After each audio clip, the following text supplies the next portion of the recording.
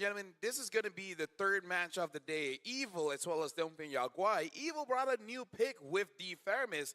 Looks pretty good, but we're going to see whether it will be more viable as the upcoming matches will come up. Welcome back, my name is Safel. Alongside with me is Gideon as well as Arashi. The next match, Falcons going up against Team Liquid. Now here's the thing, anyone going up against Team Liquid kind of feels like slightly bit skewed, you know? Right. So when you're trying to play basketball against the tall guy in school and you're like, bro. Yeah. What are you trying to say? You're trying to say that this is inevitable? I mean, like, if we're talking with basketball terms, meeting against Team Liquid, it kind of feels like your eyes is at their belt. At their belt buckle. That's, you know, just for Man, perspective. they're built different. I mean, like, you brought the basketball analogy, so that's the best I can think of. 8-foot giants beat 4-foot team. No, you're already 6 foot, so they're like a kilometer. A kilometer. Look, what we're trying to say is that Team Liquid are one of the favorites to winning the entire tournament. However, at least for Falcons, what they are known for, yes, sometimes they're a little bit slow on the pickup, but their BO1s have definitely shocked the world over multiple tournaments, and this time around, this could be another upset that me personally, as a Liquid fan, I hope it doesn't go through, but that would really shake up the entire stage. We gotta talk about Sanji against Sanji, the San duel. See what you did there. No, clever right, clever right. I like what he did, because for the first time since MSC 2024, during that time it was Echo. They swept Twisted Minds in the group stage. Sanji and Sanji, you know, that was their time beating against each other. And all eyes were on Sanji, especially that game yesterday with the Blue Key. That was a bit unfair. Yeah, That was crazy. Like, I was happy we have not seen Louis for a while, but then Sanji is like, hey, buddy.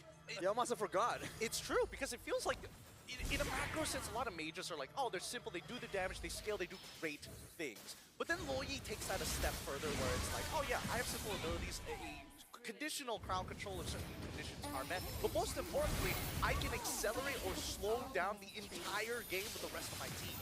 Yeah, man, like tempo and momentum is an underrated tool that a lot of teams right now are really trying to use, but when you understand the intricacies of how you want to set up for objectives faster, use it for occasion, use it for flanks, that low E is just We gotta talk about Falcons as well. Bringing back Fredrin Matilda. Now that was quite a feat as well, because they basically just overpower their opponents, especially when it comes to their early game. And then at late game, it kind of looks like it's very hard to deal with. Now,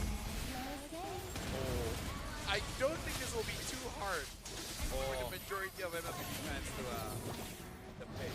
Unless they're dyslexic. Unless they're dyslexic. How dyslexic? They're the same name. They're like, well, there's an extra eye. Yeah, there's an extra eye. There's an extra eye.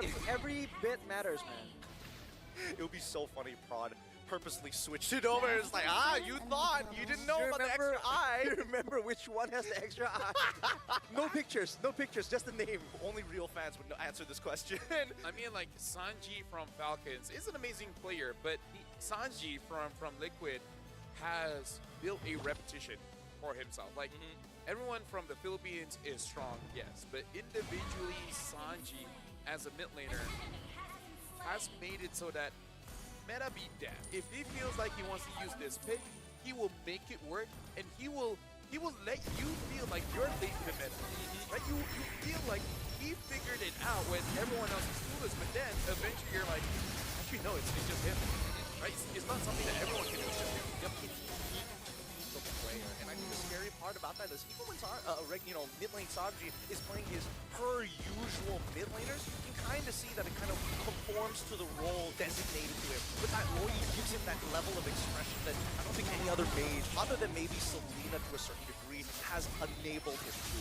And to be fair, the Loyi has a very stacked kit, right? Damage, crowd control, sustain to the shielding. So it's if you don't really know the intricacies, it gets confusing because there's so many things you can try and use, right? But if you know the details, that's where you can pick and choose and select. And credit to him, he's been able to find just the right moment for every single game that he gets that pick. Now, as much as I am a particularly large Liquid fan, I need to be even out the playing field just a little bit more, because what I do know about Falcons coming in from MENA is that all of them, every single one of them, are working on their final year of their degree, and they all have different degrees. And if you're Asian, you'll understand that it's definitely It's a mixture of the top 3 potential jobs that our parents are hoping that we would take for us, and they had their final exam just before flying over to M7. So coming in here a little unprepared. Yeah, but despite that, they're honestly looking pretty okay. And I can see the point that you're saying here because their draft is basically something that you have to crawl back into history. Yes. Right? It's been such a long time. We've seen Matilda Frederick. Just Matilda. Right? Even in rankings, it's rare to see that Matilda now. And I believe Team Liquid is one of those teams that will let that go because, again, this is an old meta. They know how to play against it. At most, you might just ban on the Matilda and see what else do they have in their kit. But other than that, it's quite an uphill battle to deal against Team Liquid. Because we just talked about Sanji, we haven't talked about Sanford. That's a different problem. Yeah, so again, against all the other teams, it's already a challenge, but let alone against Team Liquid. I feel like they have to get a crash course and figure out something that really works out. Even if they want to try and go for the old meta, they have to execute it much better than usual too. Well, I mean, let's look at the lineup for Team Falcons, right? Sanji, Boyet, Control, as well as Sano. I was always curious whether or not Boyet would be able to jive with the team, but considering that they played the regular season with him, he was actually looking like really a solid playmaker for everybody, allowing people like Troll and even Sano to not only find space, but have moments of their own. Yeah, honestly, I was very impressed with Boyet's performance yesterday on the Frederick. But then comes to the question, what else does he have in his kit? But I can see a world where, just like M6, Falcons understand what works with them. They just keep at it until someone manages to stop them. Now, we're looking at Team Liquid, Sanford, Carlton, Sanji, JP, and OHAB. At this point, take your pick. Who's the biggest problem? Yep. Whatever you answer is correct. Oh, man. Okay, the goats. Coach Tic Tac. It's also correct. No. I The feel like there's not a lot goats. of answers. But considering that Liquid has a certain level of mastery where they play this game as an art form and a form of expression rather than a mathematical equation. Right, which is, I feel like that's the end game for a team that is that good. Once the math is out of the picture, it's all about the mind games, right? The bigger picture. Man, I mean, imagine being me, being the analyst, trying to figure out like, oh, what's the solution? Really not much to work with here. Yeah. Again, it's not something you can blame Falcons as well. Yep. Every single team all around the world has tried. No one has really succeeded just yet, at least when it comes to the big stage, the grand finals. During regular season, you can take games off of Team Liquid, but yeah, when it's the world stage, just saying it's difficult is an understatement. But now we talked to Troll, and he said on a best of one strategies, he says, for me, best of one doesn't really benefit my team or the MENA region in general. In a best of one, cheese strats become far more impactful, making it easier for any team to steal a win. And it's funny to see that they use the good old-fashioned old ways of MLBB, and in a way, that's a cheese right now because no one else is doing it. I mean, you gotta love some cheese, man. I think that's the fun part about seeing all these teams. What can they come up, and what will they inspire from the other teams, right? Yeah. Maybe now we're gonna see some more Matildas. Not always. It won't be like the go-to meta, but on the occasional time it pops up, you're like, hey, Falcons did that, you know, and that's a cool part, you know. There's some props to be given. I personally just like the mindset that that Troll has when he gave that quote. He understands the kind of situation his team is in, very self-aware, and knows the potential of what he's fighting ahead of time. Now, all of us here with Talent Predictions leaning into Team Liquid. Wow. The scariest part about this, like Troll mentioned, a single cheese pick, maybe a multiple cheese picks, they could potentially steal a game from one of the tournament favorites. Yeah. So at this point of the game, we really got to pay attention to Falcons draft at this point, because I kind of feel like Team Liquid, whatever they pick up, you can't really argue with until you see the full picture. Well, that's the thing. Do you think that Team Liquid is coming into this? Are they going to play Discipline, or are they like, all right, Limit testing. let's limit test a little? I think they're going to be playing in Discipline because knowing Team Liquid, they will start to limit tests. Actually, no, they're the kind of team like, okay, you know what? It's over, let's just finish it quickly. They're not going to be playing with their food. It's a different level of when they say, oh, good vibes, good time. Yeah. Well, yeah, I don't know, man. I feel like this is the time to try things out, but at the same time, yeah, I don't know. I think they might want to And I feel Do you like think they want to hide some strats? and I feel like testing it out is very subjective.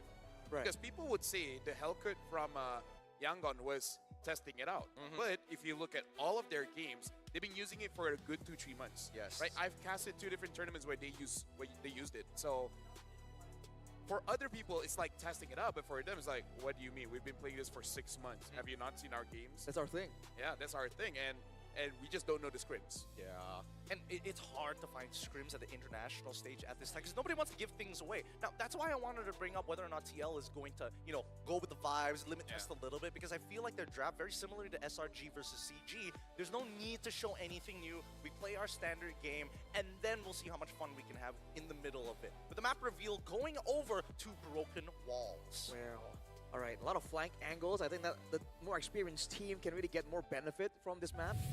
But yeah, man, I have had friends tell me, like, dude, I mean, even if they don't play at full force, they are definitely gonna win. So I'm like, yo, I mean, don't count out Falcons like that. I mean, I think that the internet definitely has, the public court of opinion is leaning towards TL, and it would be such a big boost, not only in ego, but confidence for Falcon if they can just steal this game. And we can see that TL is taking this very seriously. They're batting out the Fredrin because as strong as a Matilda is, there's not a lot of good combos when it comes to the jungle. And I feel like Boyet is the question mark because the rest of Team Falcons, I'm pretty sure Team Liquid is already quite familiar with them. Against Boyet, I don't know if this is their first time meeting against each other on the international stage. Well, regardless, getting him to show more is not gonna be a loss at all.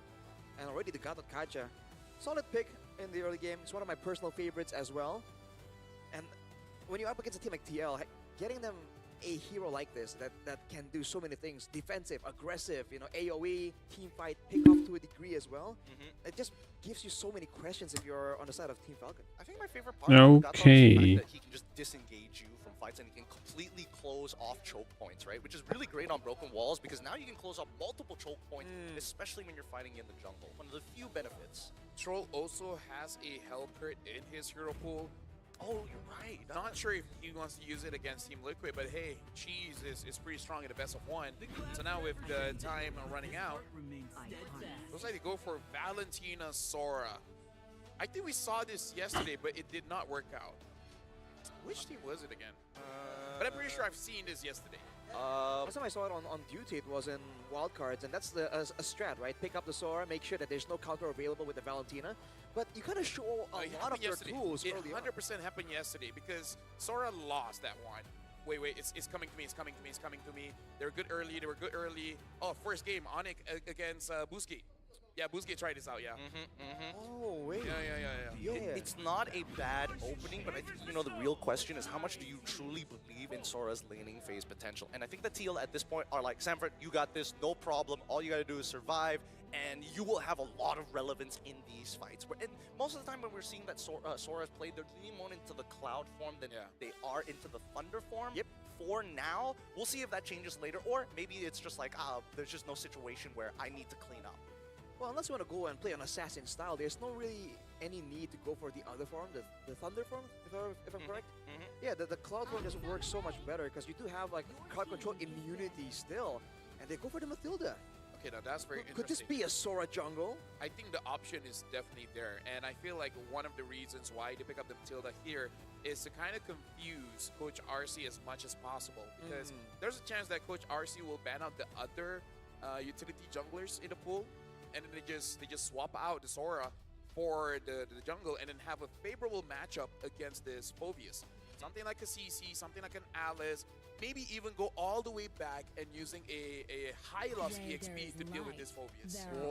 Arguably an X-Borg as well. There's a lot of different options that they can potentially play with. Ideally, as long as you're able to win that lane, that'd be great. Put him behind. But now we look at that second phase, and Howie Burn, he's like, nope, no Loyi. I'm not even gonna risk it. It's just not worth it. At this point, even if you have a Selena, I'm like, you know what? There's always a chance. I'm not gonna give you this Loyi. No, definitely not. And technically, the Loyi also really works well. If Falcon are looking for this big dive composition, Loyi, back then when it was still super meta, was also a great solution to dive comms just because you have the extra shielding, you knock people together with the yin-yang effect. So, by all means, it's a great value ban for Team Falcon. Yeah, they banned out the Hayabusa, so there's a chance that Team Liquid, if it's open, they might have to go for Joy in terms of junglers that are still available, or they will go with something like a Suyo. We haven't seen the link, but we've heard people talking about it. I mean, it's been in the works, it's coming down the grapevine, but so far, based on what we've seen, the Matilda is just frustrating to deal with, right? The amount of healing, the amount of shielding, I feel like, again, a lot of these bans, especially if you're going to be an assassin that can, like, spot mark a target, even better, ban that out. Force them on something mechanical, force them where they have to really have precise control if they want to catch their targets. Oh man, so all the options here for Team Falcons. I'm wondering if there's any angle for the Sora to go gold, because we saw a bit of that in the wild cards as a bit of a curveball, you know. So that could be an option, because the gold options have been like taken away by TL betting with a carry too. Yeah, but now they're kind of showing their hand here. Sora will most probably go to the EXP, because I feel like, was it Guangzhou Gaming, the one that brought Sora in gold? With Owl? And I think they won. Yeah, because I 100% know that Owl does play the Sora gold, because I think he used it on the last day of wild cards. But either way, right now, yes, they're showing their hand. The Akai is there, so no matter what, they need some kind of marksman in the gold lane, because if they go for a fighter, I don't know if they have enough damage, because no one from Falcon, arguably besides the Valentina, really has damage. Even Sora is more of a setup unless he just goes for the Thunderform. I would totally agree with that. Ooh. Nolan here alongside with the Pharsa from the side of Coach RC's Team Liquid. I wonder if they want to go Obsidia. That's what I was thinking as well, right? Now there's again, with the Claude, with the Phobias, there was already an argument for it, but I think with the Nolan on top of it, you have more than enough reason to actually try. And it's a good source of DPS as well. And if they do go for it, then Falcon really has a lot to say on where and when they want to fight. They can engage and force TL into fights with the Mathilda, with the Sora, and then if things go south, heavy spin. Yeah. Like it or not, they need some kind of shred, because this Phobius will be a problem. They don't have the damage profile to deal with it. Right? Valentina can deal damage, but he just keeps on healing it up. You need someone with DPS and more likely shred. If this hero cannot use a DHS, they're going to have a problem. Oh yeah, and even if they lock in something like This hero does Moskov, not use a DHS. it doesn't use a DHS, but if he gets enough of a lead, then maybe it's not so bad. But at the same time, it's a very fine line. They're coin flipping this. Yeah, but the thing is, Granger kind of loses in lane going up against a Claude. So I don't know how they're going to do it, especially considering you're going up against a Pharsa.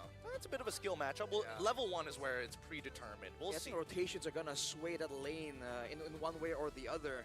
The Granger, though, again, a lot more like bursty in a sense. So if Team Falcons want to really get a bit of a lead here, they gotta try and get so many ganks over to the Granger. The reason I kind of don't like it, we already saw Granger earlier, and we saw the amount of damage that he did, which is not really.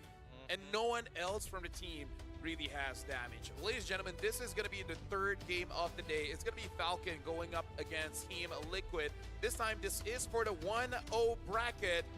So winning this one gets you one game away from actually qualifying, and that one pushes you down to the 1-1. Welcome to the land of Dawn here. I just want to see whether Falcons actually has enough damage or not. Let's see. As the minions have already spawned and all the players are heading over to their lanes. The starting side, they're going to be starting on similar sides of the map. Purple start for Carl Teasy on the opposite side, Boyette on his orange buff. The mid lane is where we're going to see a lot of these movements actually come from, right? Because I think that's the thing about Matilda. You're not there to be like, oh, I make the super gank happen, but I am there to pull you out of bad situations or save you from hostage scenarios. And the advantage of going the Obsidia over the Rangers, also that extra bit of crowd control, and considering that Team Falcons are very ultimate reliant, I feel like they're gonna struggle as well, trying to keep like Oheb or Carl Teasy in the fight, and instead of just getting in and out. So we'll see how they deal with that problem later on. Yeah, I don't mind being proven wrong, but I really just want to see it first. Now, looking at the emblem setup here, hold on, before that, looks like Noel might be in trouble.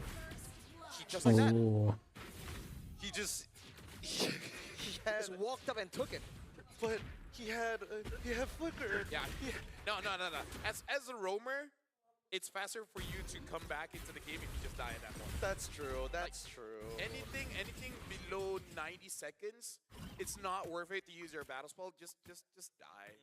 If you're a mid, fine. But if you're a roamer, it's like, getting gold anyways. I only die for like, what, 2 seconds? It's not enough time for the roamer passive to take anyways. Also true, also true. But even so, that first blood, huge for Sanji to kind of get himself ahead in terms of like item progression compared to Coffin. And I think that's going to be a really big deal if he gets that Lightning Truncheon first. Well, he might go for a Genius one, who knows? A gang attempt here in the mid lane. Okay, I want to try and get Sanji under control, TL Sanji, because again, the Farsa can roam so efficiently.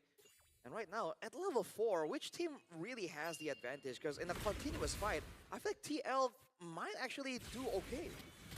Oh, Sanford already using the flicker, and I feel like with Akai, you're more favored around the turtle. Because oh, hold on, Sanji doing a lot of damage on Sanford. Yeah, they should just go for this kill onto Sanford so far. The Revitalize from JP saves his life. He's buying a little bit of time, doesn't get his passive off. And now JP has to back away. Kaltizi trying to look for a trade pull, yet survives. Magic Worship, okay, the shield comes just in time. And now, as they make sure, no lethal ignition to worry about. And the taunt, no, it's too late. Boyette takes it, finds the first turtle and kills Daddy JP alongside it. I was about to say, Falcons made a mistake. They should 100% just go for the turtle, but they still got it. So, hey, not punished. Not punished. And Sanji's walking away with 2-0 Carl. in his lane.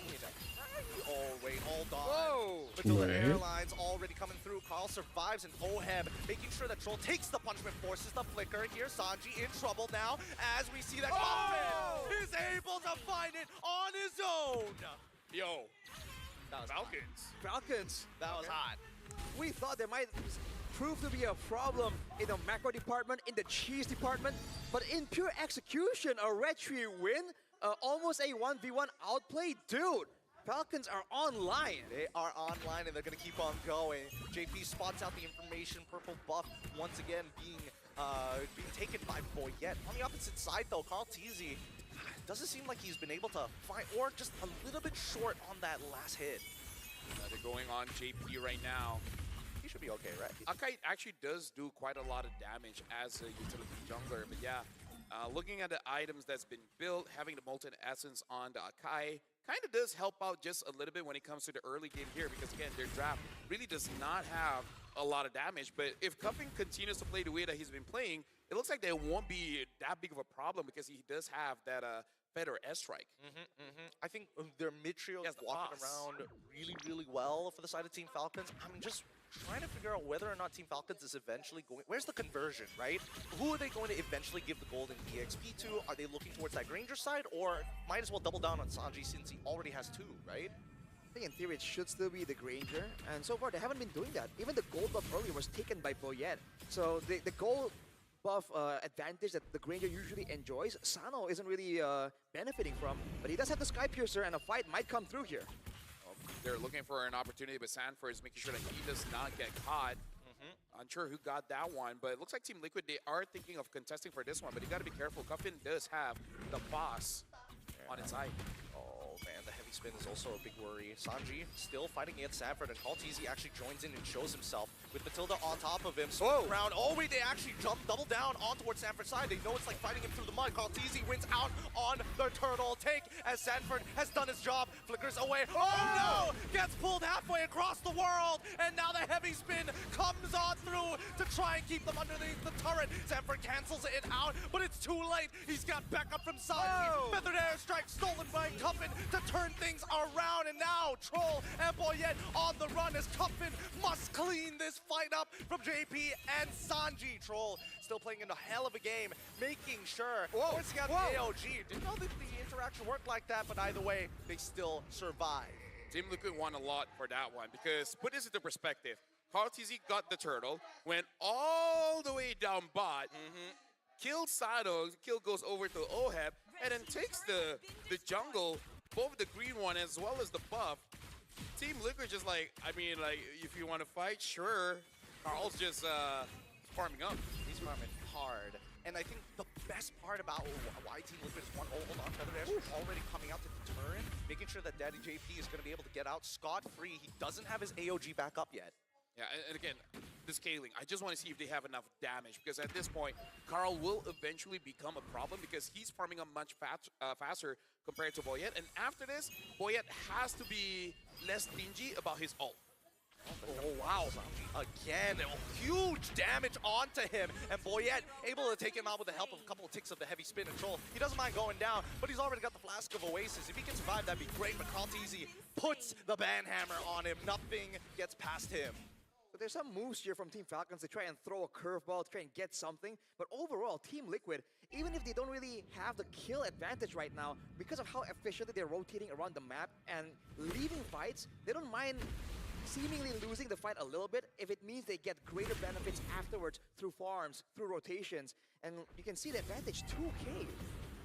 Yeah, right now for Team Falcons, they can do something here if they can get a cash. The question is who they're going to cash, because Troll so far has been very proactive, and Carl just keep taking all this farm. Team Liquid, they're pretty okay with the movements going up against Team Falcons here. Yep, I think they figured out that Team Liquid has figured out what Falcons, how they want to rotate, and they're doing it consistently, which is great, because now that Team Liquid has adjusted and Feather Airstrike already out to put Sano out of the fight, he's not going to be coming back in here. Oh! Loses 50% of his HP to the Flask of Oasis, does trigger, and now Samford is holding on to 3 members as Oheb is blasted down Sano, and now wait, JP getting involved, heavy spin comes on through, doesn't get the cancel in time! Somebody needs to help him, but JP and Samford hold strong. AOD comes through from Daddy JP, but it's not enough, as even a fracture doesn't secure the kill.